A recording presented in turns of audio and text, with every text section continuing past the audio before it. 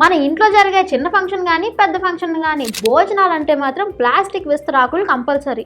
అవి కొంచెం కాస్ట్ తక్కువనో లేకపోతే క్లీనింగ్ పని కొంచెం తగ్గుతుందనో ఇలాంటి విస్తరాకులే కొని ప్రాణాల మీద తెచ్చుకుంటున్నాం. ఇక్కడ ఈ వీడియోలో చూడండి, వీళ్ళు ఆ విస్తరాకుల్ని వాటర్తో క్లీన్ చేస్తుంటే దాంట్లో ఉన్న కెమికల్ అంతా వాటర్లోకి వచ్చి వాటర్ గ్రీన్ కలర్లోకి మారిపోతుంది. అబ్బే, మనకి ఇలాంటివన్నీ పట్టవు కదా. మనకి విస్తరాకు ఇస్తే చాలు, అందులో అన్నం పెట్టుకొని కూరలు, పప్పు, సాంబారు, పెరుగుతో సహా దాన్ని శాంతం క్లీన్ చేసేస్తూ ఉంటాం.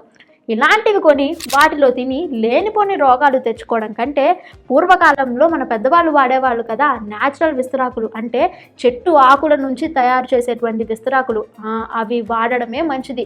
కొంచెం కష్టమైనా అలాంటివే కొని వాటిలోనే తినండి, సరేనా? ఇలాంటి వాటిల్లో తినడం వల్ల కొంచెం కాకపోతే కొంచెం అన్నా మన ఆరోగ్యాన్ని కాపాడుకోగలుగుతాం. మరి ఈ రీల్ చూశాక మీకేమనిపించింది మాకు కామెంట్ చేయండి.